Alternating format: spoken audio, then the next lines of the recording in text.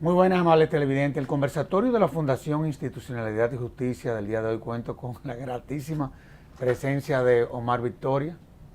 Omar, en nombre de la Fundación, de tu Fundación Institucionalidad y Justicia, ya tú eres miembro del Consejo de Directorio, así que una vez más te doy la bienvenida al conversatorio de la Fundación. Así que gracias por corresponder en esta ocasión al llamado de la FINJUS. Gracias a ti, Sergio, por la invitación. Bueno, nosotros vamos a hacer, digamos que sede, una vez más, de uno de los seminarios más emblemáticos, el Derecho y los Negocios, que hemos venido desarrollando en los últimos años. Y eso se celebrará del 12, 13 y 14 de junio. ¿De qué es de lo que se trata? ¿Cuáles van a ser los temas que se tratarán en todo lo que será la jornada? Bueno, gracias por la invitación de nuevo. Siempre es grato pasar por aquí y conversar un poco. Sí, como tú decías, bueno, en 2015 llevamos a cabo la primera edición de este seminario, un seminario internacional que casi en aquel momento rondamos los 300 participantes y 20 profesores, casi 15 profesores internacionales que nos acompañaron. Y en 2019 vamos a hacer la segunda edición, un evento de FINJUS, que digamos, como tú bien dices, se ha vuelto todo un ícono del punto de vista del derecho, esa confluencia entre el derecho y los negocios. Y bueno, 12, 13 y 14 de junio son las fechas que hemos separado este año para esta nueva edición, una edición que concentra, vamos a ver, gobierno corporativo, o sea, temas de las tendencias actuales y de mercado de gobierno corporativo, temas tan importantes como reestructuración. Si recuerdas, aquella vez reestructuración era el proyecto de ley que se aprobó al final de ese año 2015. Hoy en día que inclusive el seminario contribuyó a socializar su contenido. Exactamente. De hecho, hubo incluso mesas de debate interesantes profundas sobre el modelo de reestructuración. Garantías mobiliarias, que esperamos que este año sea parecido, en el sentido de que el proyecto de garantías mobiliarias, de ley de garantías mobiliarias en Dominicana, está bastante avanzado. Y también un día de cierre el 14 con los temas de FinTech, RegTech, o sea, todo lo que tiene que ver tecnología aplicada a negocios. Claro. La idea, si te fijas, es volver a poder unir, a ver esas tendencias recientes de donde confluyen todo el tema de derecho actual y negocios. Déjame preguntarte algo, porque cuando tú hablas con los abogados, nosotros decimos una cosa, pero cuando tú hablas con los empresarios, ellos dicen otra. ¿Qué va primero, los negocios o el derecho? ¿O el derecho y después los negocios? ¿Cuál es tu visión con relación a eso? Porque ya empresarios se me han acercado, pero ¿cómo es posible? Primero van los negocios y después el derecho. ¿Por qué el derecho y los negocios? Sí, es interesante. El otro día hablábamos de algo parecido, que era la diferencia entre una familia empresaria y una empresa familiar. Claro. Me parecía la discusión.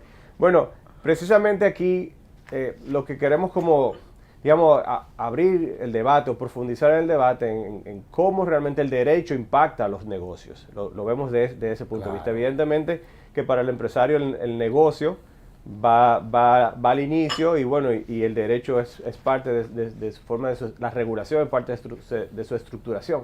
Pero aquí lo que queremos precisamente es estudiar el derecho que se vincula o que moldea las estructuras de negocio, tanto desde el punto de vista digamos, de gobernabilidad, como de operaciones, de operatividad. Pero sí, digamos, haciendo énfasis en ese derecho, en ese marco jurídico que, como tú sabes, no solamente es ya legislativo, estudiamos muchas mejores prácticas, hay mejores prácticas globales que se convierten en lo que le llaman hard law, Claro. Porque si bien no es una legislación dominicana, la necesidad de aplicarla por el tema de prácticas empresariales es muy importante. Igual por también la regulación interna de las empresas. Es una parte muy importante. Lo que es autorregulación hoy en día tiene mucho valor. Así que lo miramos, esa construcción jurídica, pero no en lo jurídico del punto de vista puramente legislativo, sino de todo el esquema de regulación que se vincula con esos negocios. Muchas veces uno desde la sociedad le vive reclamando al Estado que fortalezca todo lo que son políticas públicas, todo lo que son inclusive la implementación de legislaciones, con la finalidad de fortalecer la gobernabilidad, o sea, de que haya una armonía entre los poderes del Estado. Eso también se está procurando a lo interno de las empresas. Mira, eso es interesante, es decir, es como todo el tema, y de hecho el propio seminario lo podemos construir con esa visión de que no solamente debemos pedir políticas públicas y medir políticas públicas y valorar políticas públicas que fomenten, que fortalezcan la parte empresarial, por ejemplo, temas de pymes, temas de gobernabilidad de las empresas en sí, o estos temas de garantías que fortalecen en los regímenes de protección de inversionistas, de deudores, de acreedores, sino al interno de la propia empresa. De hecho, la visión que tenemos y la que yo tengo de manera particular es que es como a Dios rogando y con el mazo dando, en el sentido de que la política pública ayuda mucho, pero también la parte de la implementación individual es sumamente importante. Claro, por eso hay un día dedicado, de hecho, a gobierno corporativo, que no solamente la estructura per se, sino es cómo yo alineo todas esas prácticas internas que tengo para lograr esos objetivos particulares. Y como sabemos, hoy en día la empresa ya no se mira como un sujeto aislado. De hecho, cada vez hablamos menos de gobierno corporativo y hablamos de ciudadanía corporativa. Porque las empresas ya hoy en día se le valora como un ciudadano del sistema. Claro. Con un impacto mucho mayor incluso que lo que la mayoría de los ciudadanos tenemos. Claro. Entonces, ya esa visión, como dices, se mira no solamente desde el punto de vista de una política pública, sino también de lo que cada persona, en este caso jurídica o física, hace en el sistema y el impacto que tiene. Perdón, no solamente es responsabilidad social. La responsabilidad social es una arista de la buena gobernabilidad. Claro. Pero luego un conjunto de cosas, por ejemplo, cumplimientos regulatorios, gestiones de riesgos, transparencia, información. Uno de los sectores que más inclusive se ha fortalecido, partiendo de esa nueva visión de cómo se conduce una empresa, es sin lugar a dudas el sector financiero, que ha venido fortaleciendo todo lo que tiene que ver con ese gobierno corporativo, que debe de una u otra forma estar vigilante en todo lo que tiene que ver con la implementación de políticas y también en el cumplimiento de la regulación. Ahora bien, conceptualmente, un tanto como para que el televidente entienda, ¿qué es lo que es gobierno corporativo conceptualmente? ¿Cómo tú lo definirías? Sí, coincido contigo de que por la propia estructura y por la propia naturaleza de las funciones, el sector financiero, de hecho recientemente en esta semana se aprobó el reglamento definitivo de gobierno corporativo del mercado de valores, que ya digamos una nueva ola de gobernabilidad, como decimos, para el mercado de valores. Pero en esos segmentos del mercado financiero siempre se da el primer paso al inicio, porque son mercados donde se opera con fondos de terceros, se hacen operaciones financieras que tienen, digamos, relevancia desde los fondos de pensiones. También por los niveles de regulación. Exactamente. Y de supervisión. Que tiene que ver mucho por el impacto social y económico que tiene. Que sí. Ahora, gobierno corporativo es un concepto transversal en el sistema económico. Y en pocas palabras, lo que significa un buen gobierno corporativo, tener gobierno corporativo, es cómo yo estructuro, la forma en que yo administro la empresa, y de hecho no tiene que ser una empresa, es la organización, para que lo haga conscientemente pensando en el impacto que tienen todas esas partes vinculadas, o lo que llaman los stakeholders. Es decir, vamos a ponerlo práctico. Yo como empresa, mi única función no es generar rentabilidad. Esa es una.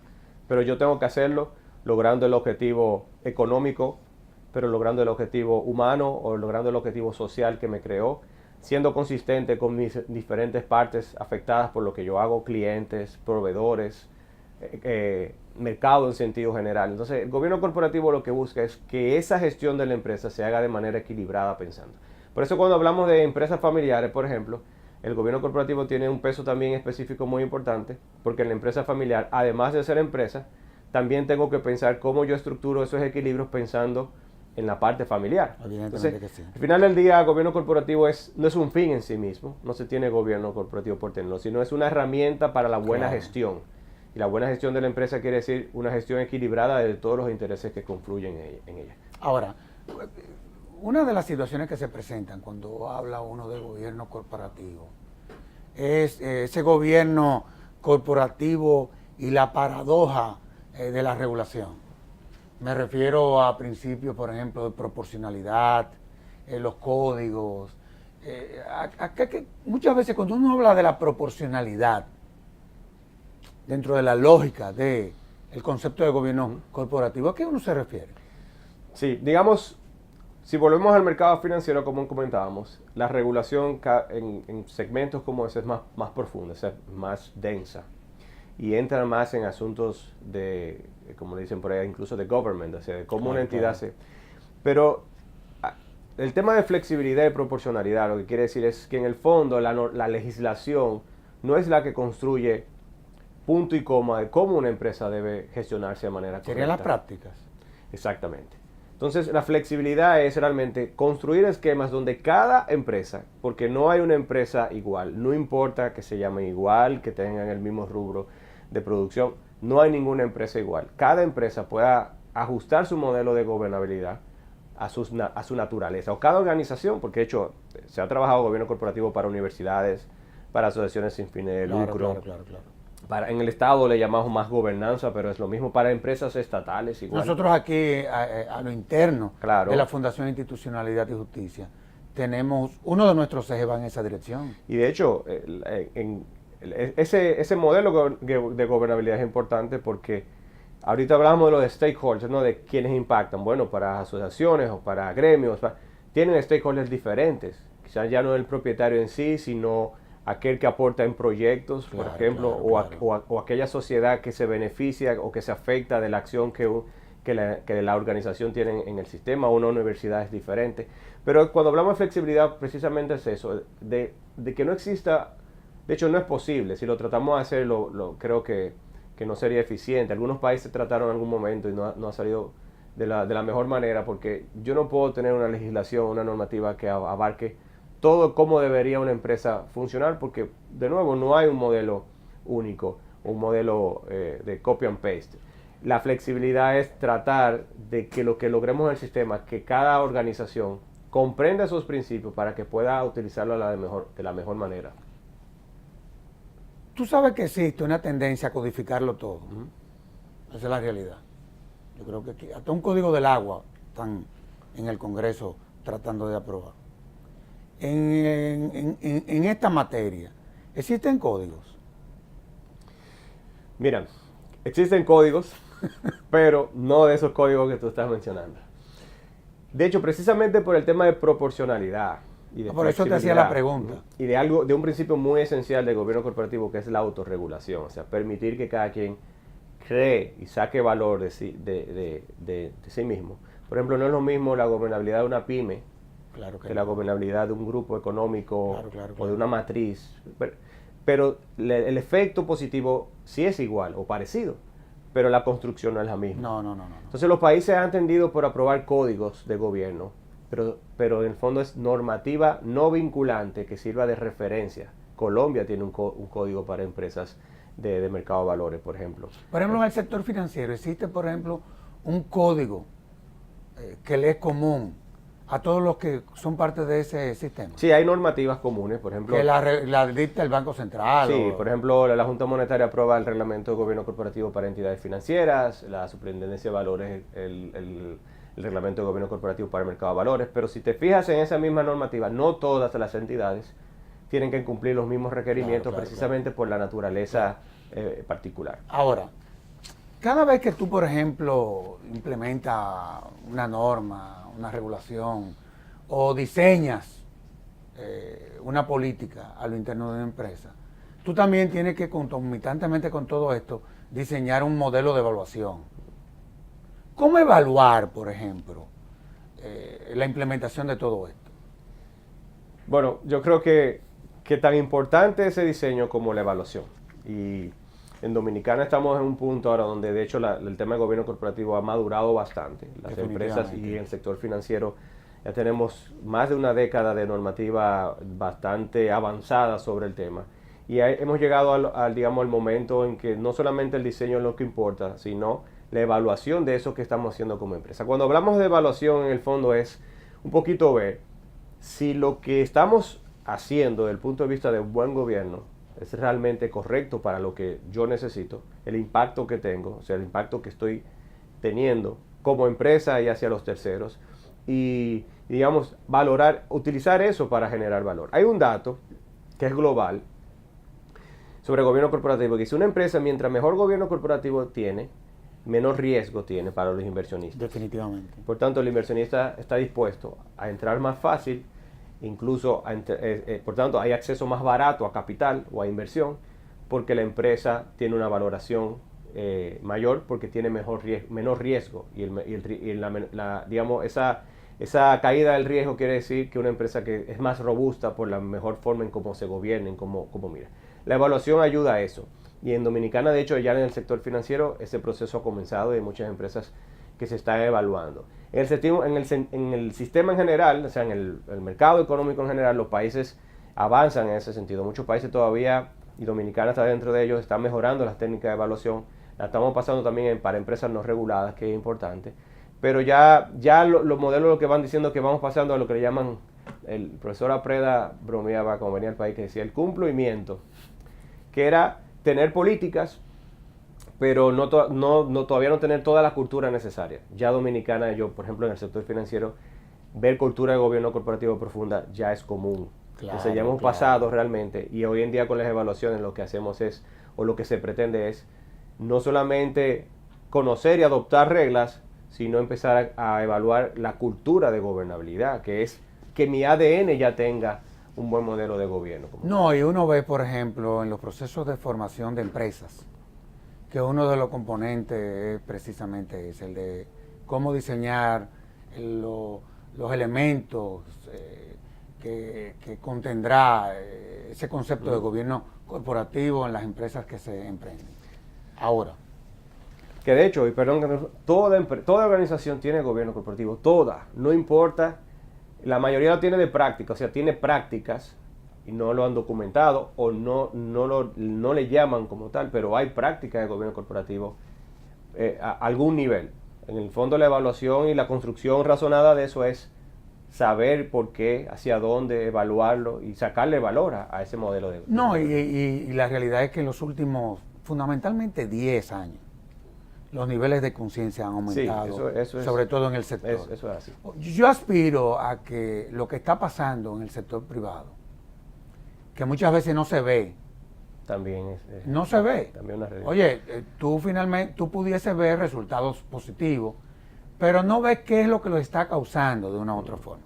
Ojalá y que eso pase con el Estado, honestamente no te lo digo. O sea, que se puedan diseñar algunas políticas que puedan contribuir a lo que está pasando a lo interno del sector privado. Honestamente no te lo digo. Ahora,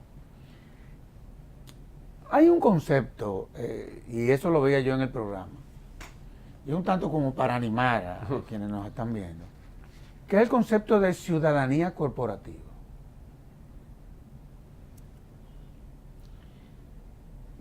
¿Cómo se vincula eso al gobierno corporativo? O si es que hay algún tipo de vinculación. O sea, gobierno corporativo y ciudadanía corporativa. ¿De qué es de lo que se trata? Honestamente hablando, yo no tengo ni idea. Sí. Mira lo que pasa. En la medida que ha avanzado toda esta discusión del gobierno corporativo, hace 100 años lo que se discutía es simplemente cómo una normativa protegía a accionistas, la propiedad, etc. Cuando se avanza en el tiempo, como cambia el gobierno corporativo realmente es cómo proteger a todos aquellos de que de manera indirecta o indirecta confluyen o entran en el radio de acción de una empresa, de una organización.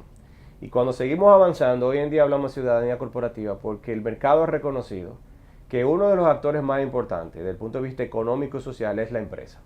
Es decir, esa valoración que tiene la empresa hoy en día nunca antes la había tenido. Es decir, el efecto que tiene la empresa en la sociedad.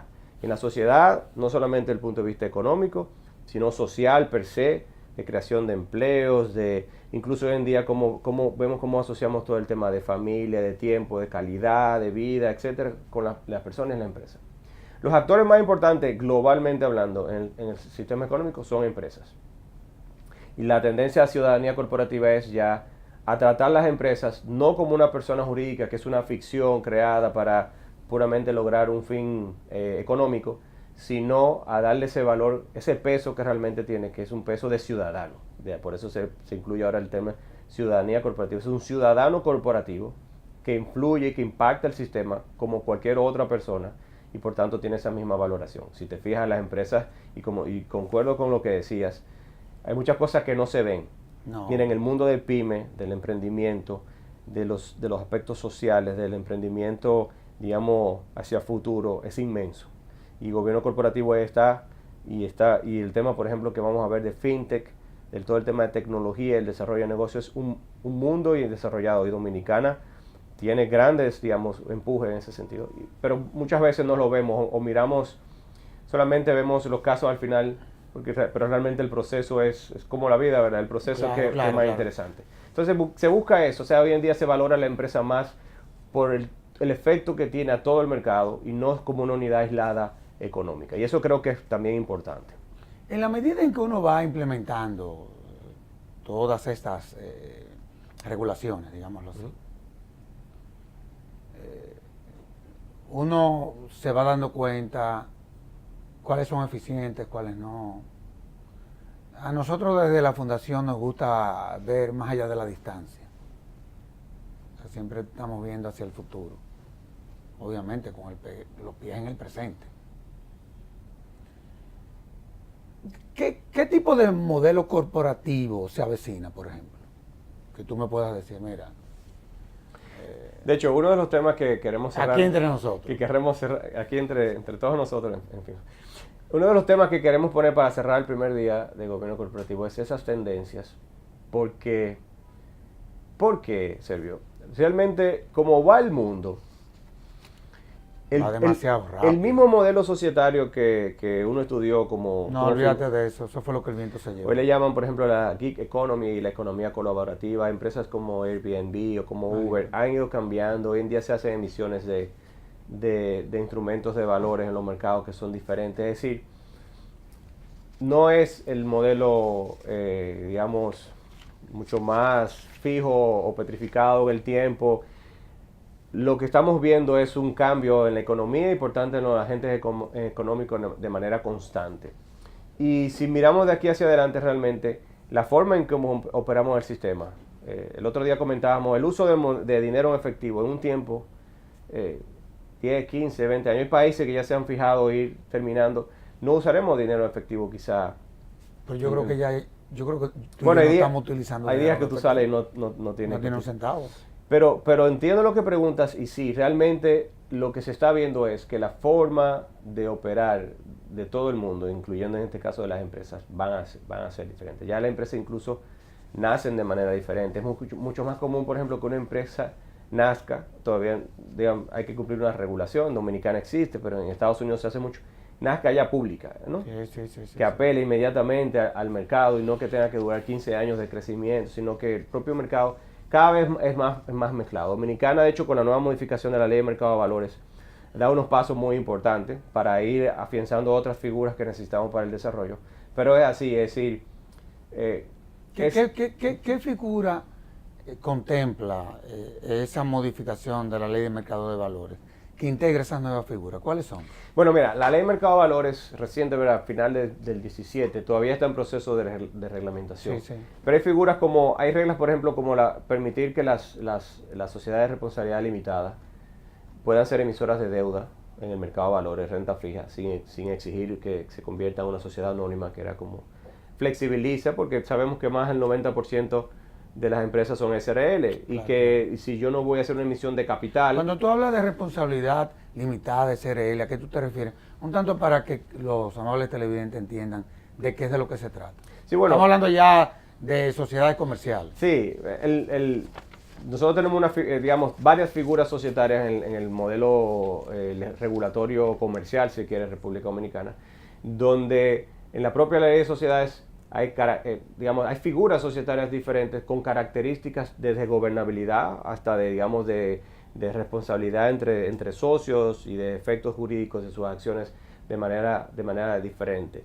Y las sociedades anónimas tradicionalmente, bueno, es el modelo que nuestra regulación, el modelo que desde el punto de vista del gobierno corporativo es estructuralmente más complejo. Claro. Y las sociedades anónimas también tradicionalmente son las empresas que sí se permiten su acceso al mercado de valores, es decir, a captar dinero de terceros como capital, bajo una regulación bastante estricta, pero precisamente porque son las entidades que se crean con una vocación de tener un capital disperso, es decir, de tener muchos accionistas, de abrirse al mercado desde el punto de vista capital. El resto de las sociedades, como son las sociedades de responsabilidad limitada, donde su naturaleza realmente no es abrir su capital en sí, pero eso no quiere decir que que, como decían por ahí, sin fin de lucro sin fin. Eso no quiere decir que aunque no abran el capital en cantidad de socios, en cantidad de operación, capacidad operativa, no. Entonces, cuando decimos que la SRL puede participar en el mercado de deuda a través del mercado de valores, lógicamente con todas las autorizaciones, son operaciones sujetas a autorización, quiere decir que se abre una vía más para acceder a inversión. Y como sabemos, cada vez hay más entes y más inversionistas, incluso los institucionales, como son las AFP, los fondos de inversión, y hoy tenemos los fideicomisos de oferta pública. Es decir, el mercado ha ido madurando y ha ido abriendo las capacidades de inversión que existen, y eso yo creo que va a ser otra de las cosas que nos va a ayudar a también pensar todos estos temas, ya mirando, como tú decías, con los pies en la tierra, pero mirando más adelante. Definitivamente que sí. Vamos a hacer una pausa. Perfecto. Y de inmediato volvemos con esta excelentísima entrevista.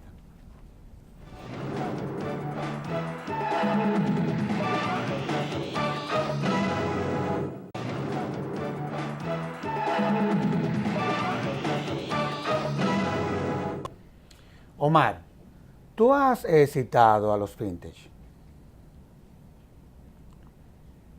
¿De qué es de lo que se trata? Sobre todo me gustaría saber su incidencia en todo lo que es esta nueva visión, ¿no? ¿Qué es lo que son los benditos fintech? Bueno, yo creo que todo lo que estamos conversando un poquito de también cómo miramos al futuro. Y algunas de estas cosas ni siquiera son el futuro, es nuestro presente. Los mercados han ido evolucionando, ahorita lo comentábamos, La tecnología. De una manera que cuando damos un cambio, ya viene el cambio siguiente. Lo que han hecho los mercados en sentido general es que han abrazado la tecnología para su avance. Y ahí están todos los ejemplos que podemos poner. Y el tema de fintech es toda esa revolución tecnológica, pero aplicada al mundo financiero. Ya nosotros, y una definición bien genérica, pero digamos más sencilla, es la tecnología de lo financiero, o sea, de los productos y de las entidades y de las prestaciones, de los servicios financieros. Ya todos sabemos cómo pagamos presentando una tarjeta sin pasarla, el contactless, yo la presento, o cómo pago solamente presentando el celular. En algunos casos, cómo pago tomando el producto y saliendo con él sin pasarlo por ningún sitio. Pero igual... ya no se está inclusive firmando los vouchers. Entonces, nada de eso. Lo que hace la tecnología es que va cambiando la forma de hacer negocios y de los negocios. ¿Y la tendencia cuál es? Bueno, y en fintech, la tendencia entonces es que los productos financieros cada vez más se basan en tecnología para su desarrollo. Eso todo lo que es el mundo del fintech, pero el tech, o sea, todo lo que termina en tech quiere decir que se está desarrollando, que se está sustentando en tecnología nueva y en desarrollo. Tenemos, por ejemplo, el tema de RegTech. RegTech, que también es uno de los temas del seminario. Sí, del seminario, el último día. El RegTech es toda la regulación, tecnología aplicada a regulación. Por ejemplo, hay que hacer debida diligencia de los clientes. En la mayoría de los casos y en la tendencia, tú darás un número, tú pondrás tu huella y todo el sistema hará una debida diligencia, contrasta datos, usa los algoritmos famosos, es decir, la tecnología aplicada al cumplimiento, reportería para cumplir con normas, para elaborar contratos, para revisar. ¿Hay una regulación que vaya en esa dirección? Bueno, hay marcos generales y lo que está pasando, en el caso de FinTech, sí hay muchos países que han empezado a desarrollar cierto tipo de regulación porque impacta a los países. Bueno, el otro día vimos cómo en Dominicana generó todo un tema, el tema de Bitcoin, que no es FinTech per se, pero sí es tecnología que está afectando a los negocios. En el caso jurídico tenemos, por ejemplo, los smart contracts, que son los contratos inteligentes que se ejecutan solos. Sí. A partir de un mandato hay una serie de contratos que se van ejecutando de manera automática vía la tecnología. Es decir, lo que en el fondo vemos es que hay mucha parte tecnológica que está impactando los modelos de negocio, por tanto los negocios en sí, y en el ámbito un poquito de lo que estamos hablando, la parte jurídica, porque lo jurídico al fin y al cabo tiene que ir vinculándose con ese tema. Uno de los temas que se van a tratar es todo lo que tiene que ver con la insolvencia y la reestructuración. ¿Hacia dónde va dirigido el seminario en cuanto a lo que tiene que ver con la insolvencia y la reestructuración. Te lo pregunto porque tú y yo trabajamos mucho en todo lo que fue el proceso de socialización de esa bendita ley y todo lo que fue también el proceso de debate y discusión en el Congreso. ¿Hacia dónde vamos? Siempre decimos que una de las digamos, de los temas que surgió y que fue más interesante en 2015, ¿te recuerdas? En la Semana del Derecho a la Educación, fue un día socializar dedicado, el anteproyecto. Exactamente, que digamos, si eso fue junio, julio, por ahí, en diciembre se aprobó. A finales de año se aprobó. La verdad es que la propuesta inicial tenía muchas situaciones que pudiesen eventualmente generar o promover a los malas pagas, ¿tú entiendes? Sí. Y muchas cosas de esas se pudieron corregir. Recuerdo que esa vez comentábamos incluso temas que nos estábamos planteando y que algunos de los profesores que vinieron, me acuerdo de los profesores de Alemania que vinieron de la Y los universidad, colombianos también, acuérdate. Y incluso teníamos un profesor de Texas que decían, bueno, también hay cosas que hay que implementarlas para tú saber realmente a ciencia cierta cómo el mercado reacciona. Claro. Las leyes son hipótesis de trabajo. Y lo que yo creo que el 2019 nos va a ayudar es, primero, hablar un poquito de las tendencias, porque Dominicana tiene unos focos donde yo creo que ahora es la parte que nos toca socializar, por ejemplo, todo lo que le llaman preconcurso, que es la regulación que existe antes de activar un concurso de acreedores, o sea, un proceso de insolvencia. Dominicana tiene una regulación base, pero yo creo que eso con el tiempo va a crecer. Los países tienen mucha regulación en preconcurso, que es esas opciones que yo te doy antes de ir a la situación, digamos, como dicen por ahí, a cogerme al Chapter 11, ¿no? O sea, y ese mundo. Y lo otro es también que en algún momento se pensará todo el tema de la insolvencia de persona natural, que eso también los países avanzados. Pero yo creo que lo que nos va a ayudar en 2019 es digamos, a que empecemos a mirar ya cómo se ha ido implementando. Hay más de 20 procesos que se han acogido a la ley de reestructuración. Algunos han terminado ordenando la liquidación, otros están en proceso de conciliación, algunos no se han aceptado, se han declarado inadmisibles por aspectos regulatorios. Sí, porque no cumplieron con los requisitos. Pero yo creo que eso es lo primero que nos deja. O por quienes la solicitaron no estaban al día con los impuestos. Sí, o por ejemplo, cuando una empresa es materialmente imposible de salvar, el modelo no te permite que trates de alargar. Que esa fue una de las cosas que se fortaleció durante el debate. Sí, de hecho recuerdo que en los primeros modelos incluso podemos decir que se había escapado de que la liquidación o la terminación de ese proceso se veía como una opción muy al final. Sí, claro, y realmente el no seguimiento del proceso, para llamarle de alguna manera más neutral, debe ser una opción del primer momento, porque no está, hay cosas que son insalvables, y si yo trato de salvar una empresa en una situación ya insalvable, a quien estoy afectando es al acreedor. Pero ya lo que vamos a ver ahora es cómo ese proceso, los tribunales se designaron los jueces, la Cámara ha designado funcionarios y los funcionarios han operado, han rendido su informe, es decir, que ya tenemos recorrido algo, se aprobó el reglamento en el tiempo previsto. Claro. Eran 18 meses. 18 meses, se aprobó justo, pero prácticamente los 18 meses, pero se aprobó y fue un reglamento también con el visto bueno, digamos, de los expertos internacionales, de que ayudó mucho a complementar la ley.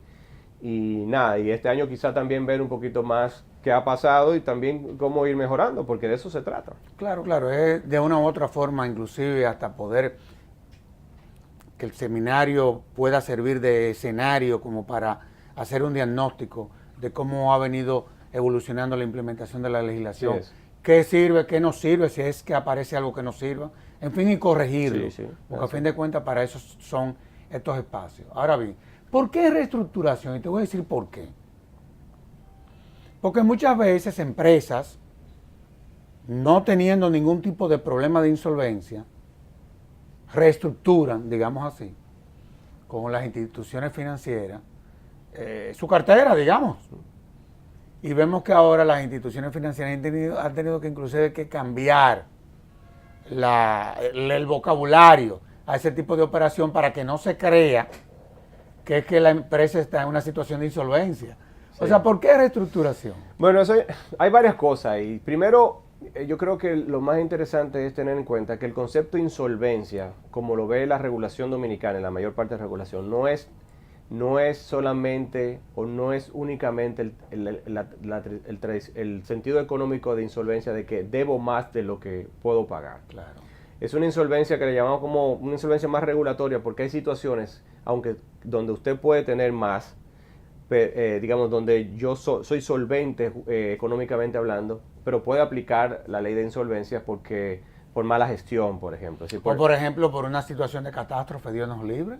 Exacto, porque en el fondo lo que se trata es proteger la situación a futuro de los Claro, acreedores claro, y la claro. propia supervivencia del deudor. Entonces, el término reestructuración, que sí verdaderamente choca, en algún momento se trató de denominarle reorganización, pero en el código, hablando de código, en el código tributario la reorganización es otro tema. Otro problema. Y no quería, la ley de quiebra, ya el término quiebra no se utiliza por el estigma que ha tenido el término.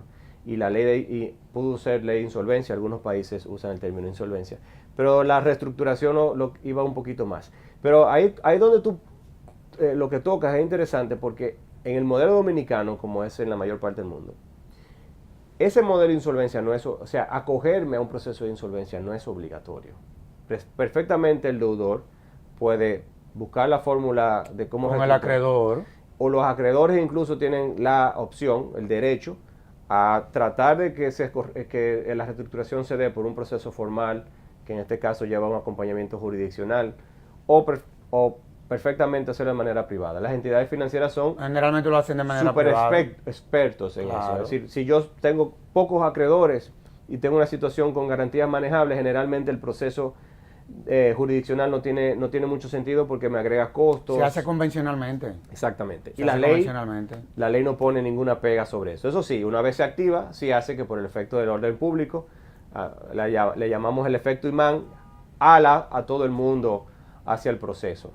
Pero el caso dominicano no es obligatorio y por tanto es una opción realmente cuando se quiere. De hecho, en el 2015 en una exposición se comentó con un juez, un magistrado que vino juez de insolvencia en Texas, y él decía, los casos de insolvencia que conocemos son los que son públicos porque realmente son empresas a veces muy grandes con unas particularidades que se acogen al proceso. El 90 y tanto % de los casos o se resuelven en procedimientos privados o se resuelven en procedimientos, en lo que le llaman la ley dominicana, acuerdos previos de reestructuración, que está en nuestra ley. Precisamente yo puedo llegar a un acuerdo contigo y lo homologamos en el tribunal. Claro, Esa va a ser claro, la tendencia, porque realmente... No es una cuestión de costo también. Exactamente. Entonces, Y de tiempo. Y de tiempo. Ahora, yo quiero entrar a este nuevo paradigma. Y me refiero a un tema que también será tratado en el seminario, que es el de las garantías inmobiliarias. esa es la reestructuración del 2015, garantía mobiliaria. Es ahora. Porque estamos debatiendo el bendito proyecto, el anteproyecto, digámoslo así. ¿De qué es de lo que se trata? Digámoslo sencillo. Nosotros pensamos en garantía para una operación financiera. En lo habitual siempre pensamos que un inmueble, ¿no? Un inmueble. Para todo pensamos una garantía real, ¿no? Es que los inmuebles generalmente no se devalúan, los muebles sí. Una buena garantía. De hecho, la garantía mejor. que mejor pondera en la regulación financiera. Pero la realidad comercial es, ahorita hablábamos de ese 90% de SRLs y el 90 y tanto % en Dominicana son pymes. No todo el mundo tiene un inmueble para darlo en hipoteca, para que sea su garantía. De hecho, hay una iniciativa de la Ley de Garantías Recíprocas, que es un proyecto que está en proceso final, que es muy importante, creo que Banco Central era de los auspiciadores, porque es una ley que crea un sistema donde empresas se dedican a ser garantes. Ese es un modelo que ya existe en Latinoamérica. Eso es importante porque a veces tú como emprendedor lo que quieres es alguien que te ayude a ser garante. Definitivamente. Que te ayude siendo garante, exacto. Y eso es otro proyecto, pero garantía mobiliaria lo que quiere decir, los bienes muebles pueden ser garantía. De hecho, un colmado quiere un crédito, es muy probable que no sea propietario de su esquina del inmueble, pero sí tenga freezers, máquinas para... Claro. El dueño de un autobús, lo que pueda dar garantía. O sea, nosotros tenemos un sistema de garantías mobiliarias ya con unos añitos, unas décadas bien largas, por ejemplo, la prenda con desapoderamiento, la venta condicional, que eran modelos que tenían su efecto en el momento, pero que ya se vuelven muy burocráticos. Hoy en día los registros de garantía, y volviendo a tu pregunta, ¿qué es la ley de garantía inmobiliaria? Es una ley que condensa en un solo instrumento el sistema de cómo otorgar en garantía bienes muebles y cómo registrar eso, creando el registro único de garantías mobiliarias. Porque hoy en día los vehículos lo vemos más fácil porque tiene una forma de registro. Sí. Pero si usted quiere dar tu laptop de garantía, tu computadora, o un cuadro, o un mueble, un refrigerador, un stock de productos de un supermercado se puede dar en garantía. Los animales de una... Pero eso va a dinamizar el comercio Totalmente. de una manera... Totalmente, porque lo que permite es que todos aquellos bienes muebles que yo puedo dar como garantía se convierta en una garantía donde realmente la puedo utilizar.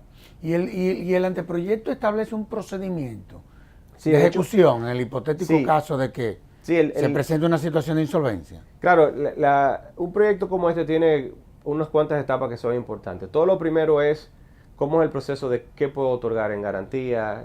Lo segundo es cómo se registra, que es realmente lo que crea el proyecto, una de las partes más importantes, el registro único, que es una plataforma digital. ¿Y cuál es la institución, por ejemplo, que deberá develar y ese registro? Bueno, creo que... Porque ese es el debate ahora. Exactamente, creo de las cosas... Como está el proyecto que vi, que creo que no es el último, pero tendía tiene como una tendencia que sea la Cámara de Comercio. Pero no es cerrado, en la redacción que vi no es cerrado. La Cámara de Comercio tiene... Había una opción que era el Ministerio de Industria y Comercio. Sí, y también se estaba pensando si la DGI, me parece, en la discusión. En el fondo... Pero los modelos, por ejemplo, tú que tienes una visión comparada. Muchos países lo que usan, por ejemplo, la superintendencia de sociedades, lo que pasa es que nosotros no tenemos la superintendencia de sociedades. En Colombia creo que me parece así. Pero aquí la superintendencia de sociedades vendría a ser la Cámara de Comercio y Producción, si se quiere. Por eso se considera más natural que vaya hacia allá. Que vaya hacia allá. Y lo interesante de ese registro es que en tiempo real se registran las garantías y la persona, el tercero, ve lo que está dado en garantía y si el producto está, si la persona tiene una garantía. Los certificados de garantía se emiten desde el mismo puerto de quien tiene la capacidad de hacer el registro. ¿Te acuerdas cuando discutíamos el tema de datos personales y todo el tema de los burós? Sí, claro. Ya 20, tantos de años. Ya hoy en día no hay ninguna discusión, cómo se entra el dato, cada vez hay más libertad en la consulta. Claro. El proceso es parecido. Y la sociedad lo entendió también. Exactamente. Entonces ahora esta plataforma, por ejemplo, para que vean lo práctico, tú entras a la plataforma, de hecho en Colombia puede entrar, que creo que en Colombia es garantiasmobiliarias.co, y ahí lo buscas. Y ahí te encuentras con todo el mundo. Sí, hay una parte que es pública, hay una parte que es privada, pero mira el ejemplo, hoy en día tú quisieras recibir el vehículo es lo más fácil, pero cualquier otro bien mueble, tú tendrías que ver en los juzgados de paz si hay una prenda inscrita o un contrato de venta condicional. Técnicamente, prácticamente imposible. No es posible. O dispara los costos que te hace que la operación no sea posible. Entonces, de eso se trata de abrir todo un segmento. Técnicamente eso, abrir todo un mundo de garantías que hoy en día no se pueden utilizar y donde va a impactar, bueno, el sector bancario, a los comercios que tienen garantía para otorgar, y eso hace que la economía se dinamice, sin lugar a dudas. Ahora, perfecto. Sabemos ya que tú puedes dar en garantía. Sabemos que hay que registrarlo. Pero eventualmente, en una situación de insolvencia, la ley establece un procedimiento para poder ejecutar. Y el tercer punto era ese. El tercer punto es las ejecuciones. El modelo de proyecto que tiene realmente permite que las partes elijan el modelo de ejecución. Oh, mira qué bien. Y eso es todo un tema jurídico de discusión interesante porque... ¿Hay asuntos de orden público ahí que se puedan ser afectados sí, bueno, aquí entre nosotros? O sea que tradicionalmente por nuestro modelo del Código de Procedimiento, claro, etcétera, por eso te lo digo. La capacidad de ejecutar la propia garantía tiene todo un tema. Pero ya hay mucha, de hecho, incluso jurisprudencia que ha permitido en ley de garantías mobiliarias cambiar ese modelo cuando la ejecución de garantía por el propio acreedor tiene un fin que no vaya, esencialmente para afectar los derechos del deudor. Eso va a ser interesante porque va a ser un debate interesante en la práctica para Dominicana, pero sí, lo que el proyecto prevé que las partes eligen el modelo. Puede ser un modelo incluso extrajudicial. La tendencia en el mundo es que cuando se permite eso, la tendencia es a elegir un modelo extrajudicial, porque también no tiene sentido cargar los tribunales para decisiones constantes. No, y también por una cuestión de tiempo, o sea, tú llevar a un tribunal, bueno, sabemos la mora y la masificación de situaciones que hay en esas instituciones. Ahora, yo me voy a salir del seminario porque nos quedan 5 minutos. Y vuelvo y reitero, es un seminario internacional del 12 al 14 de junio en donde estaremos tratando estos temas. Pero yo quiero tratar contigo el tema de fideicomiso, porque tú eres el coordinador del diplomado de fideicomiso de la Fundación Institucional de Justicia y tú has venido, bueno, empoderando sobre todo a la clase jurídica y a muchos de los banqueros también de qué de lo que se trata. El otro día, perdón, vimos que ya a partir del 2011 llevamos 13 o 14 ediciones. Sí, pero cada vez la gente se interesa más. Sí, de hecho... Y cada vez yo me busco más problemas con la gente porque los cursos se llenan, pero nosotros tenemos... No, y lo más interesante no es la comunidad que va, no es jurídica, es variada y el debate es súper interesante. No, desde contables, empresarios, constructores, desarrolladores. Bueno, porque es una figura... Es transversal. Totalmente.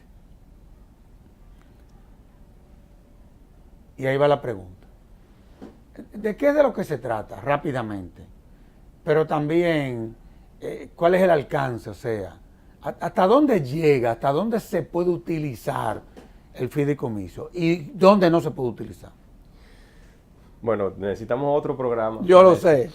Pero para resumirte, sí, bueno, desde el 2011, con la ley 189 de desarrollo hipotecario y fideicomiso, fue una ley que en principio no era para el fideicomiso, pero el fideicomiso es la figura central de todas esas operaciones. Sin ella realmente no se podía ejecutar.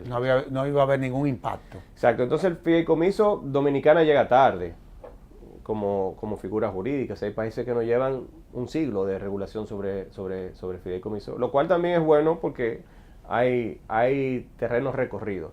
Esencialmente con el fideicomiso lo que se permite es que sociedades...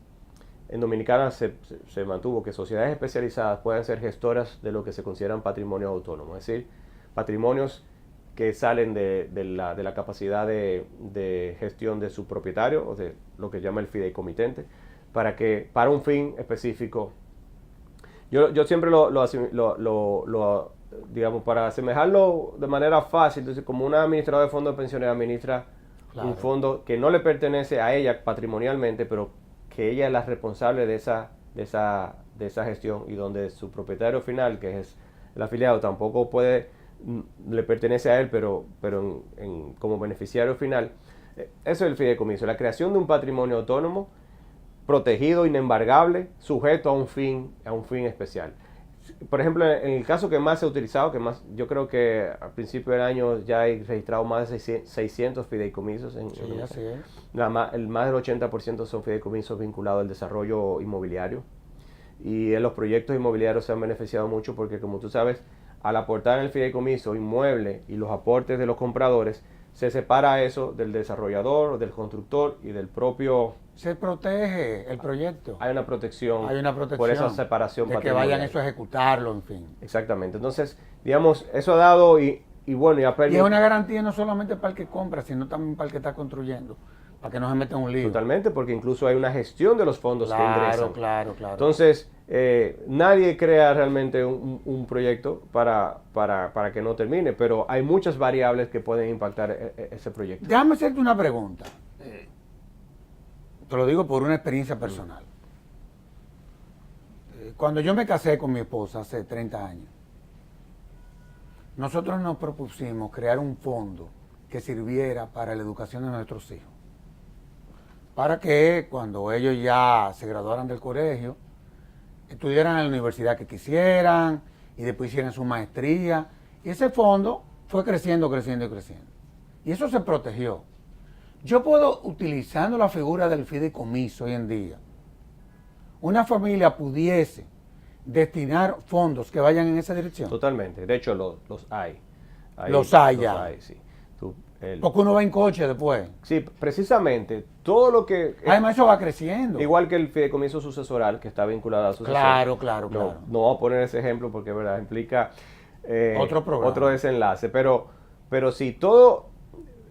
Pensemos todas las situaciones donde yo me beneficio de darle autonomía a un patrimonio y separarlo del patrimonio de las otras partes. Por ejemplo, garantizar una operación. Yo poner ese inmueble que garantiza tal operación si se da o si no se da. O en el caso que indicas tú, destinar unos fondos que entran regularmente y solamente se van a destinar para un fin previsto en el propio fideicomiso. Están los fideicomisos filantrópicos también, que para el desarrollo. Claro. Los culturales, que muchos estados lo usan para temas, por ejemplo, hay zonas coloniales de algunos países, como creo que Cartagena incluso lo hizo así, con un fideicomiso donde se aportaban unos fondos específicos y luego a partir de ahí se gestionaba. El Estado lo está utilizando mucho también para operaciones específicas. Hay una protección, como hay una protección extra, hay, digamos, una tranquilidad desde el punto de vista de seguridad jurídica de la transacción. Y perfectamente se puede. No, y además que tú ya te obligas a que esos son fondos que estarán destinados, ¿tú entiendes? De hecho, tú puedes estructurarlo de una manera donde no sea tú el que tienes que poner el dinero, porque podrías decidir, este mes no lo hago, sino que existe una fuente de flujo que ingresa el dinero directamente y ese patrimonio se va a crear y se va a proteger y va a lograr su fin desde el punto de vista de la y ojalá que todos estos jóvenes vayan en esa dirección para que cuando ya a sus hijos les toque, no te vaya a tocar como te va a tocar a ti, que te va a tocar muy caro. Sí, porque eso te va a tocar muy caro. Es una forma de ahorro. Evidentemente. Y en el fondo se vuelve una especie de inversión. Es la mejor forma de ahorrar. Que existe. El tiempo se agotó.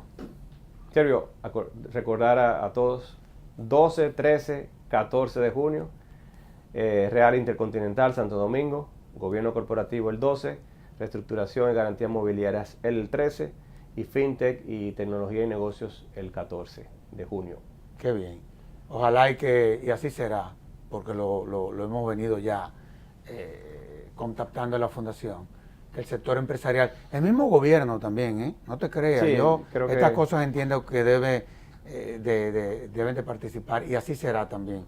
Instituciones del Estado se han interesado en ser parte de este proyecto, así que una vez más te agradezco el que haya correspondido en esta ocasión, ya como director del Consejo de la Fundación Institucional de Justicia, a este conversatorio. Y a ustedes, amables televidentes, les decimos hasta la próxima, en donde estaremos un nuevo conversatorio de la Fundación Institucionalidad y Justicia. Hasta entonces.